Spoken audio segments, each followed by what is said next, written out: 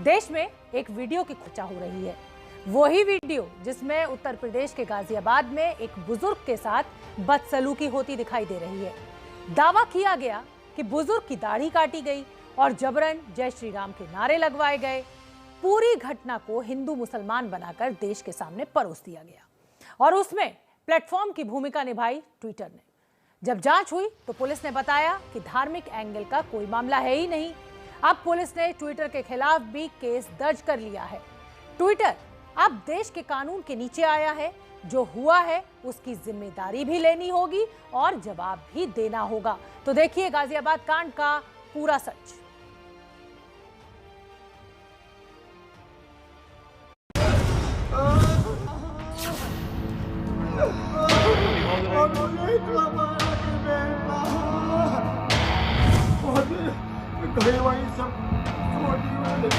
कौन है ये लोग? ये वही लोग हैं जो भारत के मुसलमानों में नफरत को पैदा करती है। कोई भी इस तरह की बात संज्ञान में नहीं आई है कि कोई भी धार्मिक नारे लगवाने के लिए किसी को बाध्य किया गया हो। इसमें कोई भी धार्मिक भावना वाली बात नहीं थी। सुन लीजिए असदुद्दीन ओवैसी साहिब, सुन लीजिए राहुल गांधी, सुन ले वो हर शख्स जो सोशल मीडिया पर इस वीडियो को देखकर हिंदू और मुसलमान चिल्ला रहा है। और सुन ले ट्विटर जिसके मंच पर एक वीडियो झूठे दावों के साथ देश के कोने कोने तक पहुंच गया, लेकिन ट्विटर ने न तो जांच की जहमत उठाई और न ही सांप्रदायिक भावनाओं को भड़काने वाले ट्वीट को डिलीट करने के लिए कोई कदम ही उठाया। 15 जून को वीडियो बाइट के जरिए भी स्पष्ट किया गया था कि घटना व्यक्तिगत विवाद के कारण हुई है तथा विपक्षीगण हिंदू और मुस्लिम दोनों ही संप्रदायों से संबंधित हैं। उक्त स्पष्टीकरण के बावजूद धार्मिक वैमनस्यता तथा प्रदेश में माहौल खराब करने के लिए कतिपय सोशल मीडिया इन्फ्लुएंसर, जिनमें 5 व्यक्ति एक मीडिया ग्रुप शामिल है, के द्वारा अपने ट्वीट्स को डिलीट न किया गया और न ही सही तथ्यों को अपने अगले संदेशों में उल्लेख किया गया, जिससे आम जनमानस में धार्मिक तनाव की स्थिति बन रही थी तथा कानून व्यवस्था बिगड़ने की स्थिति उत्पन्न हो गई थी। अब कानून की नजर ट्विटर पर टेढ़ी हो गई है, क्योंकि ट्विटर के पास अब तक तो जो संरक्षण का कवच था वो हट चुका है। इस मामले में क्या हुआ और क्या होने वाला है ये आपको बताएंगे, लेकिन सबसे पहले बात 5 जून को हुई उस घटना की जिसने पूरे देश को सांप्रदायिक आधार पर बांटने की कोशिश की। इस वीडियो की पूरी कहानी विस्तार से हिंदुस्तान को जानने की जरूरत है, ताकि अगली बार जब व्हाट्सएप, ट्विटर या फेसबुक के जरिए कोई वीडियो आपके पास हिंदू बनाम मुसलमान की चादर ओढ़कर पहुंचे तो आप उस पर आंख बंद करके यकीन न करें। 2 दिन पहले यह वीडियो अचानक सोशल मीडिया पर वायरल होने लगा। इस वीडियो में एक बुजुर्ग शख्स की कुछ युवक बेहद निर्ममता से पिटाई कर रहे थे। जिसने वीडियो देखा वो गुस्से से भर गया, क्योंकि ये अमानवीय था। बुजुर्ग रहम की भीख मांग रहा था, लेकिन मारने वाले को तरस नहीं आ रहा था। हम वीडियो का वो हिस्सा आपको नहीं दिखा रहे हैं जिसमें आरोपी युवकों ने 72 साल के बुजुर्ग की दाढ़ी तक काट दी थी। लात घूंसों से लेकर लाठी डंडों तक से बुजुर्ग की पिटाई होती रही। यह वीडियो जब सोशल मीडिया पर पहुंचा तो दावा किया गया कि बुजुर्ग शख्स मुस्लिम है, इसलिए उन्हें निशाना बनाया गया और फिर मुसलमान पर अत्याचार का ठप्पा लगाकर वीडियो वायरल होने लगा। लेकिन वीडियो के साथ किए जा रहे दावों को पंख तब लगे जब घटना के एक दिन बाद 6 जून को 72 साल के बुजुर्ग अब्दुल समद सामने आकर आप बीती सुनाने लगे। अब्दुल समद ने रोते रोते अपने शरीर पर चोट के निशान दिखाए और दावा किया कि उनको जय श्री राम के नारे लगाने के लिए मजबूर किया गया और ये सब सिर्फ धार्मिक कारणों की वजह से हुआ। अब मामले की क्रोनोलॉजी को समझिए। 5 जून को बुजुर्ग के साथ मारपीट की घटना गाजियाबाद के लोनी में हुई। 7 जून को पुलिस को इसकी शिकायत मिली और जांच शुरू हो गई, लेकिन वीडियो 14 जून से वायरल होना शुरू हुआ। हिंदुस्तान में जब भी किसी मुद्दे पर हिंदू मुसलमान होता है तो राजनीतिक पार्टियां उसमें शामिल होती। इस बार राहुल गांधी भी आए और ट्वीट भी किया। मैं ये मानने को तैयार नहीं हूं कि श्री राम के सच्चे भक्त ऐसा कर सकते हैं। ऐसी क्रूरता मानवता से कोसों दूर है और समाज और धर्म दोनों के लिए शर्मनाक है। यूपी के सीएम योगी आदित्यनाथ ने राहुल के ट्वीट पर पलटवार करते हुए कहा था, शर्म आनी चाहिए कि पुलिस द्वारा सच्चाई बताने के बाद भी राहुल गांधी समाज में जहर फैलाने में लगे हैं। मुसलमानों के हक की आवाज बुलंद करने का दावा करते हैं एआईएमआईएम के प्रमुख ओवैसी। समझदारी के लिए जाने जाते हैं, लेकिन वीडियो देखकर शैतान और हैवान जैसे विशेषणों का इस्तेमाल करके वो दो संप्रदायों के बीच फैली नफरत का विश्लेषण करने लगे।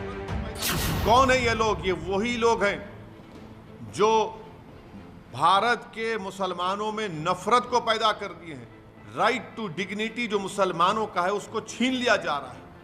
कभी अखलाक को मारा जाता है, कभी पीलू खान को मारा जाता है, कभी जुनैद को मारा जाता है, कभी अकबर को राजस्थान में जला दिया जाता है। ये कंटिन्यूस वाक़यात चल रहे हैं। ये इसलिए चल रहे हैं क्योंकि ये जो करने वाले पूरे शैतान हैं। इनको इंसान नहीं कह सकते, हैवान बन चुके। उनको मालूम कि जब ये करेंगे तो महापंचायत होगी, उनको बीजेपी और आरएसएस की तरफ से उनको पॉलिटिकल पावर मिलेगा। मैं इसका स्ट्रांग अल्फाज में कंडेम करता हूं और ये उसी वक्त रुकेगा जब बीजेपी और आरएसएस इसको रोकना चाहेगी। तब तक इस तरह के वाक़यात मुसलमानों पर चलते रहेंगे अनफॉर्चुनेटली। असदुद्दीन ओवैसी भूतकाल से लेकर भविष्य तक की बातें करके गए, लेकिन ओवैसी जी जरा रुकिए और फैसला सुनाने से पहले जरा गाजियाबाद के एसएसपी अमित पाठक की बात सुनते जाइए। फाइंड आउट किया तो हमको एक्चुअल सीक्वेंस उसमें पता चला, और ये एक तावीज़ को लेकर के जो एक पक्ष है उसके दिमाग में इनके प्रति नाराजगी का भाव था कि इन्होंने जो तावीज़ बना करके दिया वो इनके किसी विपक्षी से मिल करके कुछ ऐसा तावीज़ दिया जिससे उनको जो अपेक्षित फ़ायदा था वो नहीं हुआ, नुकसान हुआ। उसके चलते जो मुख्य एक्यूज्ड है उसने अपने दोस्तों के साथ मिलकर के ये घटना कारित करी, जिसको हम लोगों ने संज्ञान लिया। पुलिस के मुताबिक पूरी घटना में कोई धार्मिक एंगल नहीं है। पुलिस के मुताबिक अब्दुल समद तावीज बनाकर देते थे, एक पक्ष को इससे फायदा नहीं हुआ, इसलिए उसने बुजुर्ग से मारपीट की। वीडियो की तह तक जाने के लिए एबीपी न्यूज संवाददाता मनोज वर्मा उस जगह तक पहुंचे जहां बुजुर्ग के साथ मारपीट हुई थी। सोशल मीडिया पर बुजुर्ग की पिटाई का जो वीडियो वायरल हो रहा है, आपको बताना चाहेंगे दरअसल वो वीडियो लोनी के बंथला गांव के इसी इलाके का वीडियो है, इसी जगह का वो वीडियो है। इस वक्त हम जिस घर के बाहर मौजूद हैं, ये जो घर है वो मुख्य आरोपी परवेश गुजर का घर है। इस वक्त घर के अंदर फिलहाल कोई मौजूद नहीं है, लेकिन अब इस कहानी में जो बात निकल करके सामने आई है वो ये सामने आई है कि जो बुजुर्ग है जिसकी पिटाई यहाँ पर हो रही थी, दरअसल वो एक तांत्रिक हैं और परवेश के घर की जो हालत थी वो काफ़ी ठीक नहीं चल रही थी। इसी वजह से बुजुर्ग तांत्रिक ने उसको कुछ ताबीज़ दिए थे और उसके बाद उसके घर में किसी तरीके की अनहोनी हो गई थी। उसकी जो पत्नी गर्भवती थी, उसका बच्चा गिर गया था। इसके अलावा उसके पिता का भी एक्सीडेंट हो गया था। इसी बात को लेकर के परवेश जो था वो गुस्से में था और उसने 5 जून को अपने साथियों के साथ मिलकर यहाँ पर बुजुर्ग को बुलाया और उसकी यहाँ पर पिटाई की और उसके बाद ये वीडियो वायरल हुआ है। गाजियाबाद के लोनी में हमारी मुलाकात फूलवती नाम की एक महिला से हुई, जो बता रही हैं कि पिछले 3 महीने से 72 साल के अब्दुल समद ताबीज देने आया करते थे, लेकिन प्रवेश के घर में ताबीज लेने के बाद से एक के बाद एक अप्रिय घटना होती गई, जिसके बाद उसने दूसरे लड़कों को साथ मिलाकर बुजुर्ग की पिटाई की। जब ये तीसरी बार आया तो स्कूटी पे इंतजार के साड़े की गेल आया, उसके साथ आया तो यहीं गली में उसने 1-2 चाटा उसको मार दिया। यहीं गली में ही 1-2 चाटा मारने के बाद इंतजार, आदिल और 3 लोग पहुँच बुला लिए। उनसे बोले भाई मेरी गेल इतना बुरा क्यों हुआ, मेरे घर में आग लग गई, मेरी माता रोनी फूक गई, भाई मेरे पापा का एक्सीडेंट होगा, मेरी बहू का 6 महीने का बच्चा खराब होगा, तो मैंने क्या बुरा करा आपकी गेल जो मेरी गेल इतना बड़ा बुरा करा। यही बात पुलिस ने भी बार बार दोहराई कि मारपीट के मामले में धार्मिक कारण के कोई सबूत नहीं मिले हैं। तो ये घटना किसी धार्मिक कारण से होना कतई नहीं पाया गया है और ये व्यक्तिगत कारण से हुई है, इसलिए संप्रदाय की भूमिका इसमें नहीं आ रही है। पीड़ित बुजुर्ग यूपी के बुलंदशहर के रहने वाले हैं। 15 जून को अब्दुल समद गाजियाबाद में क्यों थे और जय श्री राम के नारे वाली बात उन्होंने क्यों कही, इस सवाल के जवाब के लिए एबीपी न्यूज संवाददाता अभिषेक रावत बुलंदशहर में उनके घर पहुंचे। यहाँ हमारी मुलाकात उनके बड़े बेटे तैयब उर्फ बबलू सैफी से हुई, जो कह रहे हैं कि पिता को अगवा करके उनके साथ मारपीट की गई। उनके गले में एक रुमाल था जो मुसलमान लोग डालते भी हैं, तो उस रुमाल से उनके मुंह को इस तरीके से ढका गया और उनके मुंह पे हाथ लगाया गया और उनके पिस्टल वगैरह लगा के उन्हें चुप कर दिया गया और उन्हें एक जगह ले गए, जंगल था, घर था, जो भी था वहाँ सुनसान जगह पे उन्हें ले गए और उनके साथ वहाँ मारपीट की गई। मारपीट और उनकी दाढ़ी को काटा गया है, उसमें तमंचा भी चलाया गया, लेकिन अल्लाह जिसे ज़िंदगी देता है उसे मारने वाला कोई नहीं होता। और मुझे इतना मारा कि मैं एफआईआर पर भी पीड़ित पुलिस से अलग बयान दे रहा है। पुलिस के मुताबिक एफआईआर में गलत तथ्य लिखाए गए, जबकि बुजुर्ग के बेटे का आरोप है कि पुलिस वालों ने अपने मन से एफआईआर लिखी। ये बात क्लियर हो गई कि जो सीक्वेंस एफआईआर में था जैसा था वैसा नहीं पाया गया और इसके पीछे जो पब्लिश हुआ सोशल मीडिया पर वो भी सही नहीं है। तो इसमें कई फैक्ट्स ऐसे हैं जो गलत रखे गए पुलिस के सामने, इसीलिए जो है उसकी डिटेल इंक्वायरी की आवश्यकता है। में से किसी को हम नहीं जानते, ना ही हमारा कोई परिचय है उनसे। ये तो जो क्या है क्या नहीं है, किस बुनियाद पर उठाया गया, किस बुनियाद पर मारा गया, क्यों उनकी दाढ़ी काटी गई, ये कुछ नहीं जानते हम। पुलिस साफ कर चुकी है कि मामले में सांप्रदायिकता का कोई एंगल नहीं है और इसीलिए ट्विटर के खिलाफ फेक न्यूज को लेकर केस दर्ज कर लिया है।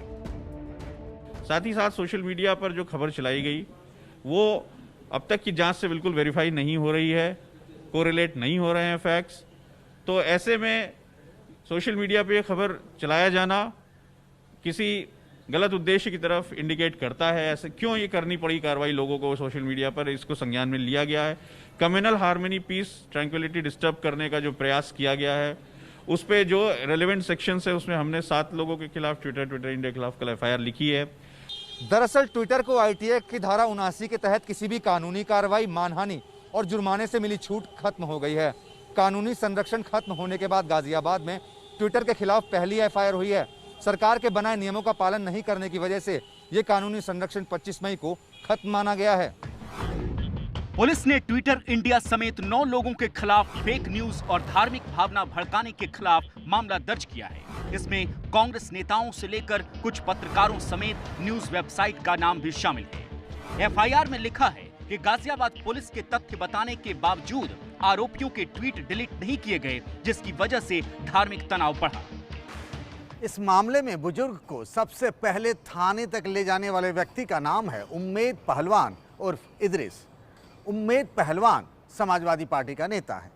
बुजुर्ग के बेटे का कहना है कि पहलवान फरिश्ता बनकर आया और उसके पिता की उसने मदद की, लेकिन अब शक इस बात का है कि पहलवान ने ही बुजुर्ग को बहलाकर इस पूरे मामले को धार्मिक यानी सांप्रदायिक रंग देने की कोशिश की। पुलिस अब इस बात की जांच में जुटी हुई है। सांप्रदायिक सौहार्द बनाए रखने की जिम्मेदारी समाज में सबकी है। कानून का पालन करने की जिम्मेदारी सबकी है। मौका और सुविधा देखकर नियम और कानून को मानने का चुनाव नहीं होता। इसलिए ट्विटर हो या कोई और, कानून तोड़ा है या फिर तय जिम्मेदारी नहीं निभाई है तो जवाब देना होगा और कानूनी कार्रवाई के लिए भी तैयार रहना होगा। तो अब सवाल यह है कि आखिरकार इस तरह से धार्मिक रंग देकर मामले को तूल देने की कोशिश क्यों की जा रही है? क्या इसके पीछे उत्तर प्रदेश चुनाव की स्क्रिप्ट तैयार की जा रही है?